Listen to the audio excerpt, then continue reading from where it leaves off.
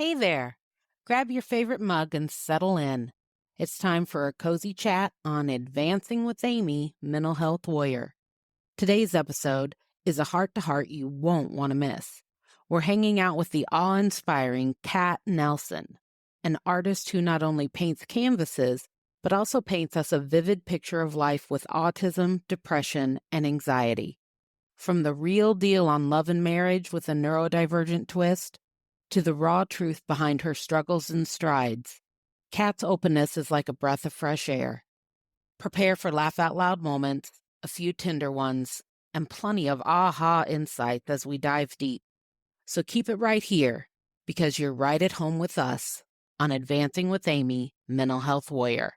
Let's get the conversation started. This is Kat Nelson we're talking to today. And Kat, can you tell me a little bit about yourself? Hi guys, I'm Kat Nelson. I am a 41-year-old artist from Utah, married 16 years, and I actually deal with autism, major depressive disorder, and anxiety. I have bipolar anxiety and ADHD. I love those neurospices. Yes. Hey, we're creative. And I know Mhm. you're creative, especially. So tell me about how you use your creativity. So I do acrylic on canvas night skyscapes. So basically like landscapes, but focusing on nighttime ones that feature space and the night sky. I really enjoy it. Growing up, I was really obsessed with NASA and space. My father is largely responsible for that one. I found out in 2017 that I had a talent for painting it. I just sat down one day and was like, you know what? I have an idea. I'm going to try and paint it.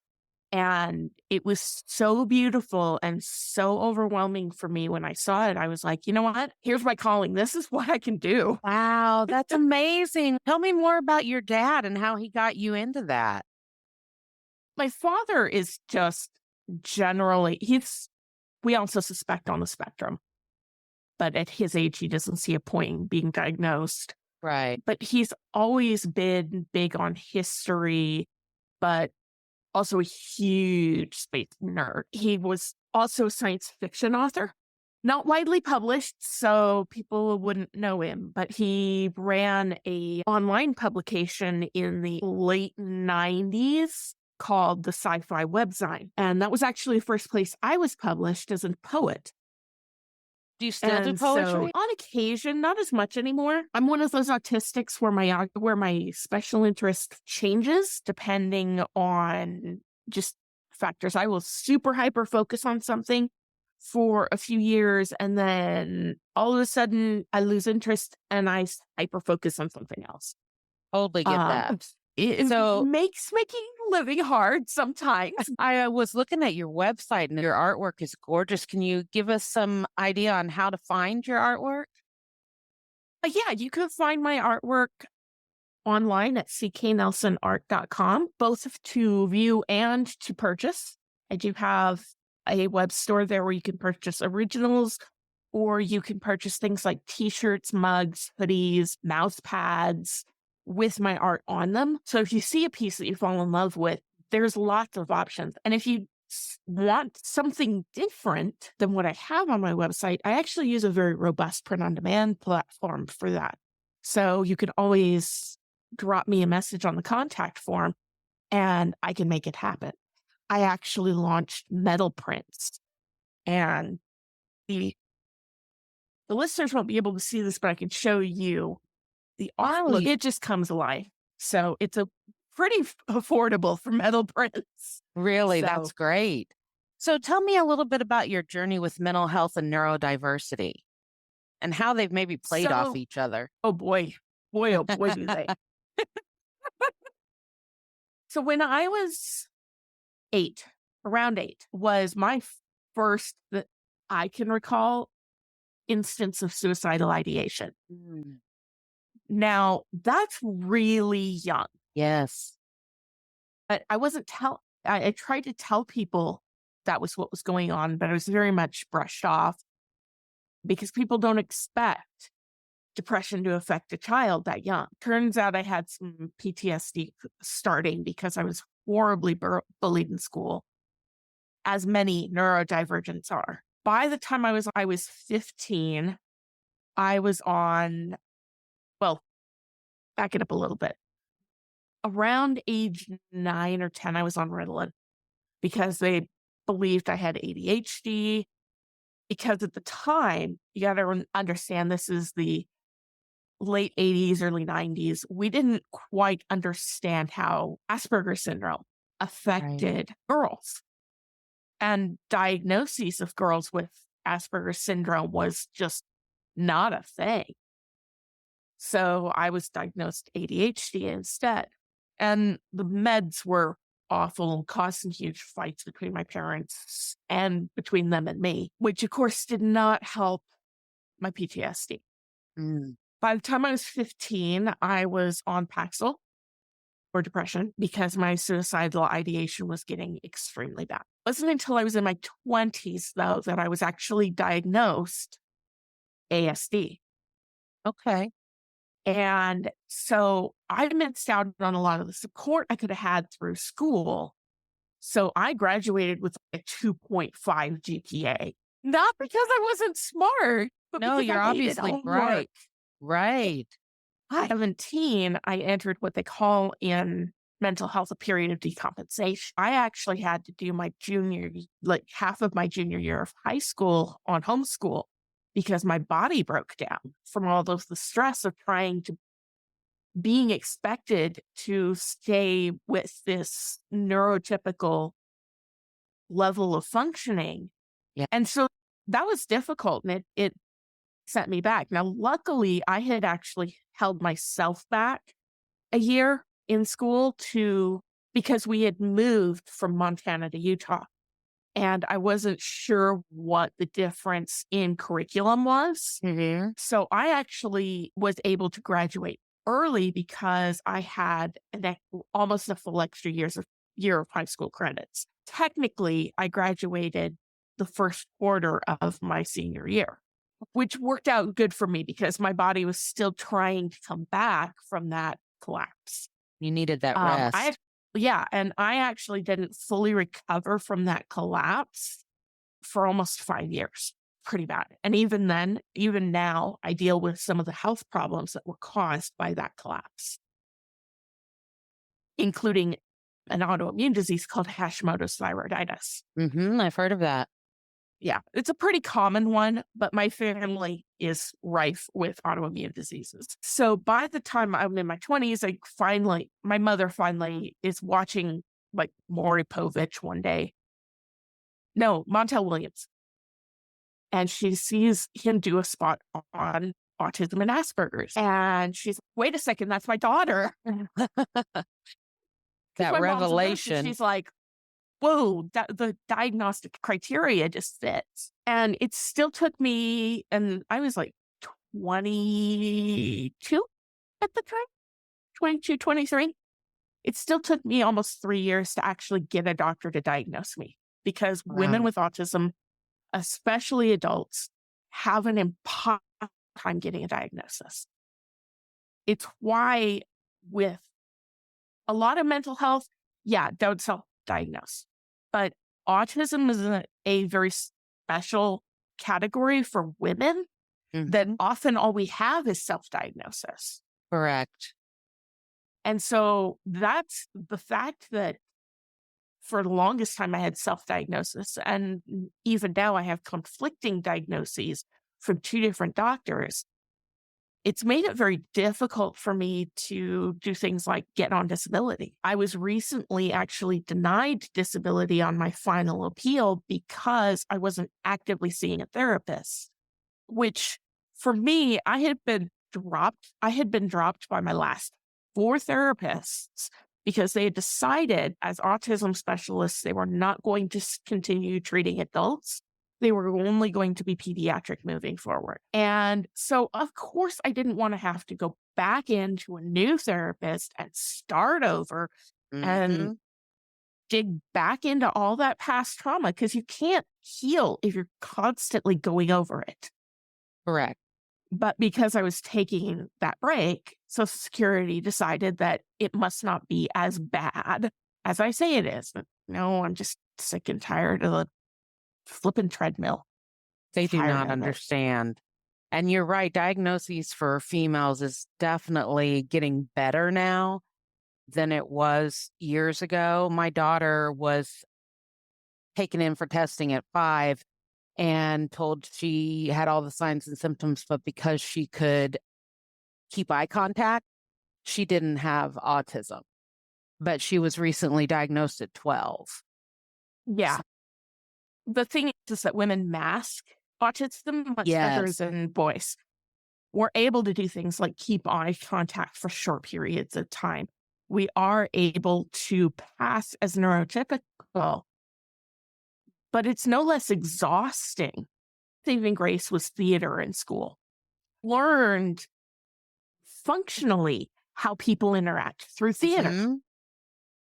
because a lot of theater training is understanding natural responses, Yes. natural body language, natural expression, and vocal tone. So for me, I could start to understand in like junior high and high school. And that's when I stopped being bullied just because I started seeming normal. Yeah, that's what I said. My daughter found her tribe in theater. Oh, yeah. Oh, yeah. Theater nerds are a bunch of nerds, Yeah. dorks. And the great thing is that a lot of neurodivergents find their way to theater in their teens. And Wonderful. because it helps with the physical need to move, it helps with the conflict in understanding others. This working from a script gives you that, hey, wait a second, maybe, especially if you have a really good memory as a Mhm. neurodivergent, you start to acquire script writing skills for your own brain, or you start creating your own social interaction scripts that you can fall back on when in uncomfortable or small talk situations. Right. There's a downside. You can start imagining interactions that haven't happened or old Ah, interactions, and trying to play those through your head. And then the anxiety right. takes over and it's no fun. But for a while there, actually, I had severe social anxiety because of the bullying. I had a hard time meeting new people and being around large crowds, eat myself alive when I got home. Oh, yeah. My daughter's exhausted when she gets home from school. So I get it. Tell me, what do you recommend for someone that is going through bullying like that at school? These days, schools take that a lot more seriously than they used to. When I was growing up, especially where I was growing up, I was told very much to suck it up, not to react to them because it just gave them fodder, which is true.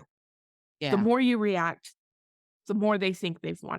However, asking a child not to react is unfair. Yes. What you can do is you can get a hold of a teacher, you can get a hold of your counselor at school or your vice principal and reach out. Tell your parent. Most parents, now I with experience with my own parents, not all parents are good about this.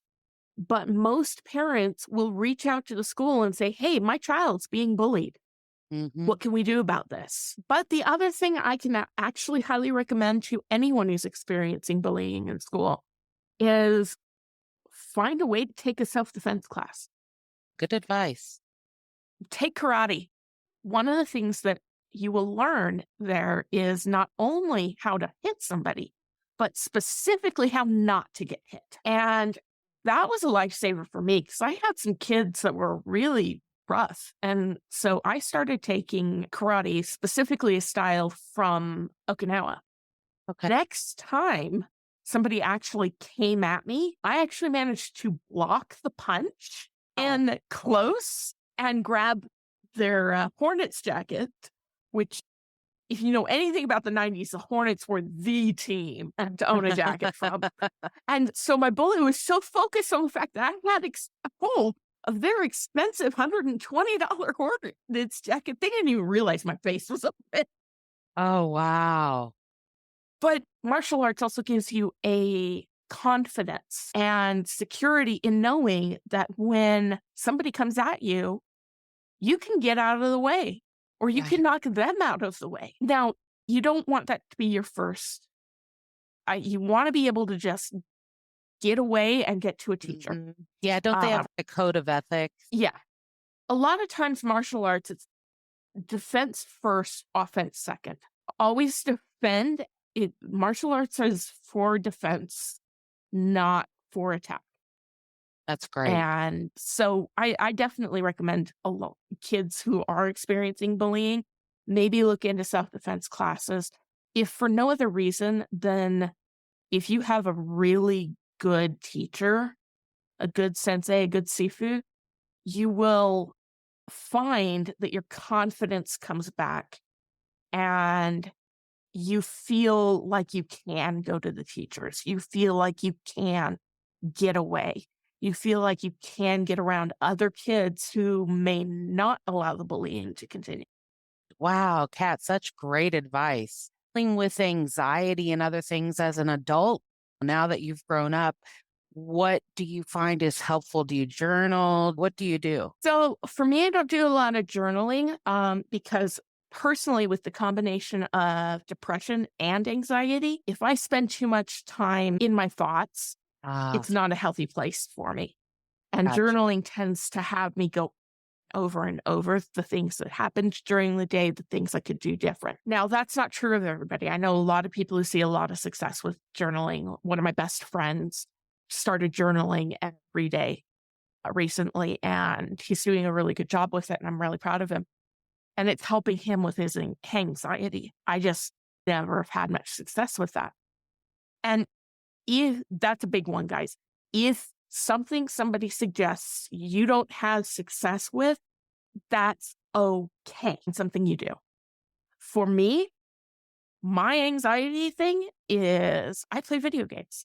I don't play a lot of is first person shooters. That's because I get motion sick. Oh, Bully communities can be really toxic. I don't need that. no. Oh, you play Um, online? yes, I do. Okay. You get some community Currently, out of that as well. absolutely. Currently, I'm playing fairly heavily in Final Fantasy 14, which is an MMORPG. Okay. But when the anxiety gets bad, I really turn to Sudoku, other puzzle games, because it engages a part of my brain different from where the anxiety is happening. And I can focus on that logic, progressive, sequential pattern rather than the chaos that is anxiety. Yeah, I love Um, that. That makes sense. and I have hyperphantasia. Have basically, it means you have a hyperactive imagination. Oh, There's a condition where you don't make mental images. This is the opposite of that. oh, Means so you're these things very almost visual. exclusively. Yeah. Okay. And so you're almost exclusively visual and image based in your head, which let me tell you, makes it very difficult to find the words sometimes. Uh, You can see the but picture, but you can't come up with the word. Okay. exactly. But Sudoku and other similar puzzle games, especially number games, force me out of that realm because numbers are one of the areas where I don't depict pictures. I see the number. I'll give the number 3. I actually see the actual number 3 in my head, 3 items or anything like that, Mhm. unless I'm specifically talking about there are, 5 thumbtacks on my board. I'll see 5 thumbtacks on my board.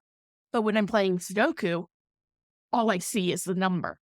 And that shuts down a lot of the imaginative cycles that cause me to really break down with anxiety. That's great advice too, I'm because I'd never thought of activating a different part of your brain to get out of the place that's stressing and making you anxious. It's actually a really common treatment for autism. Change what you're focused on. Okay.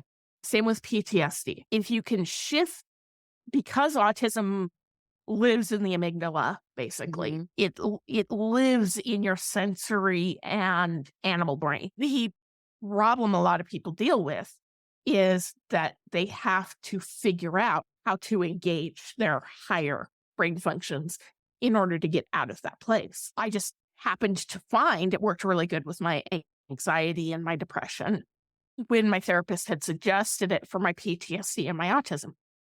Okay. So I'm curious because you talked about earlier how you don't want to go through therapy to the trauma based and go through all of that again and again, which I completely get.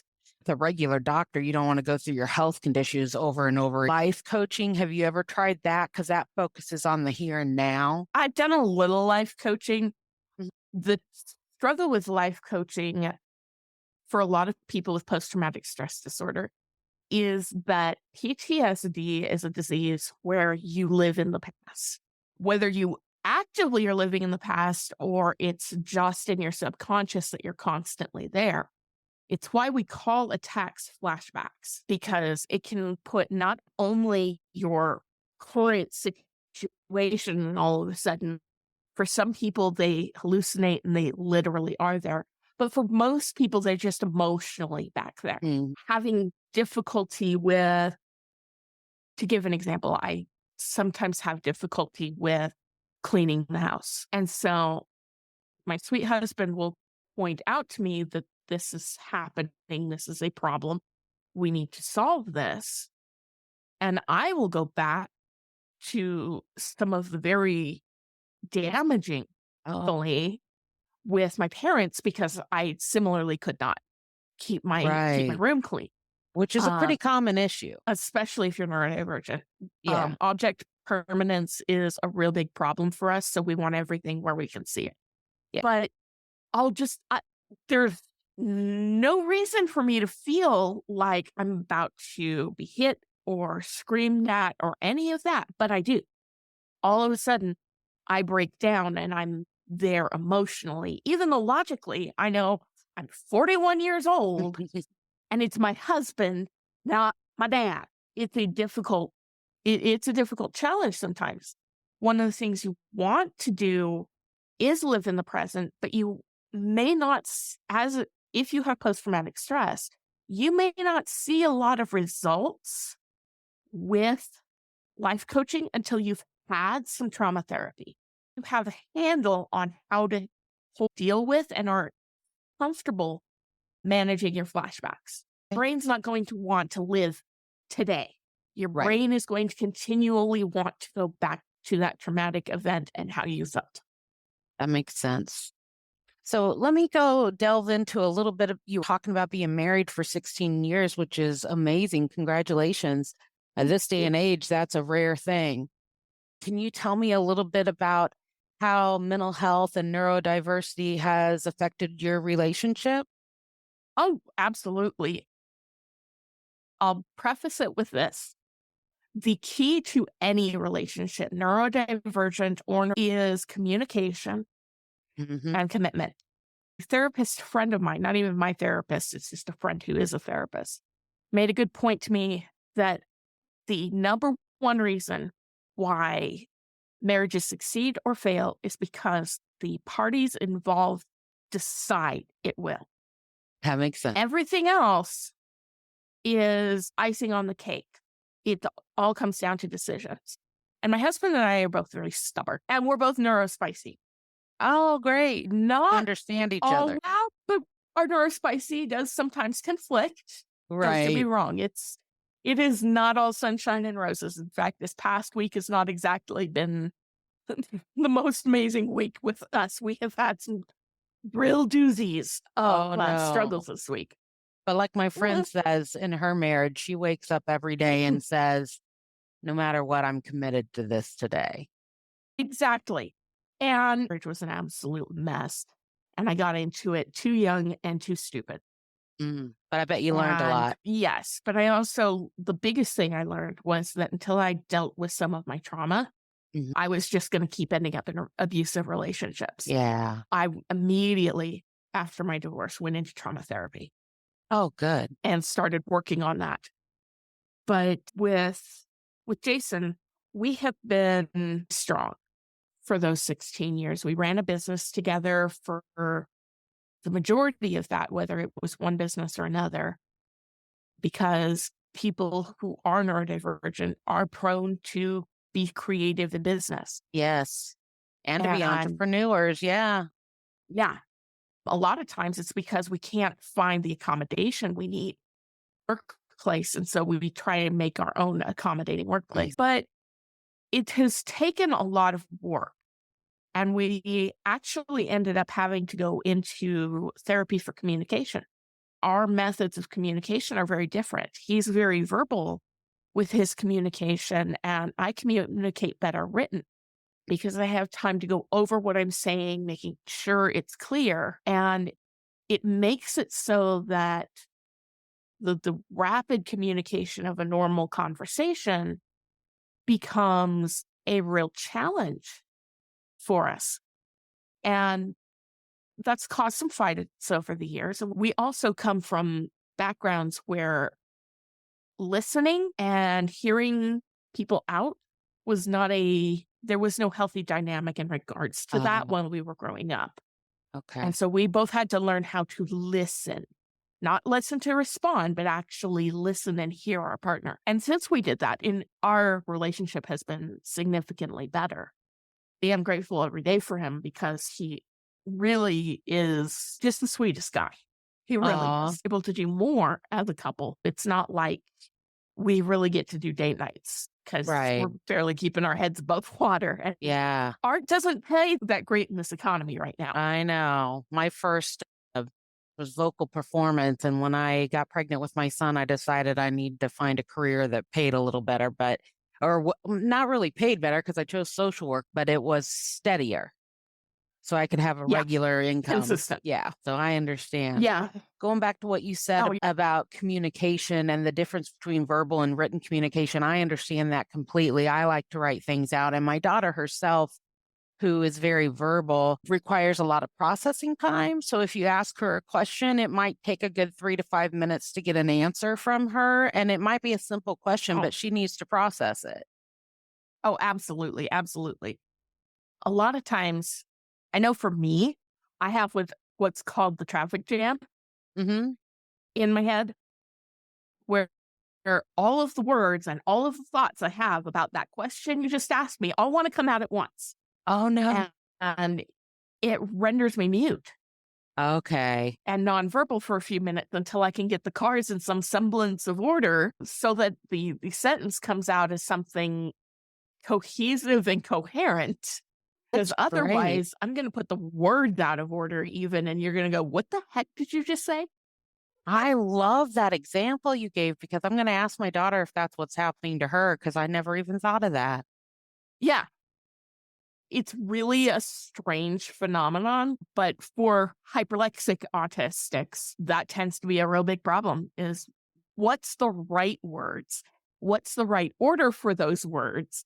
Mhm. And hyperlexic autistics are very aware of the meanings of words. So the difference between lexic may have completely different levels of severity. Okay. It's what makes us very good writers. What are your favorite books out there on the topics we've been discussing? One of my favorite books on trauma care is The Body Keeps the Score by Bessel van der Kolk. Dr. van der Kolk actually was on the forefront of studying post traumatic stress disorder when the diagnosis was being established in the years immediately following Vietnam and Korea. He has been at the forefront of studying the disorder for many years. What he talks about in that book is not just the mental flashbacks that everybody's aware of, those mental and emotional flashbacks, but also physical anchors within your body for those flashbacks, physical trauma anchors. There is a phenomenon in post traumatic stress disorder where the anniversary of the trauma is very difficult. But even people who don't quite understand or who have been through a lot of therapy for their PTSD will still struggle on the anniversary. And he talks about the fact that there are certain physical flashbacks your body will do with increasing stress hormones, increasing certain neurotransmitter chemicals to try and prepare for this event that's long over. And he walks you through methods to repair that, to fix that, to unanchor all of that from your body. And it's an incredible read. And just the forward of the book talks about how the PTSD diagnosis came into being. And you learn a lot in that book, and I love it. Does it talk about what to do about that? Like how to get rid of the anchors? Or, Oh, yeah. The yeah. forward's about the history. The first few chapters are about understanding those anchors, understanding what they look like. The rest of the book is okay, here's how you unanchor this stuff. This is how you start to repair this angle. Anything that I haven't asked you that you'd like to share with our audience? Big one is, guys, if you don't seem to fit in the world, it just means you haven't found your tribe.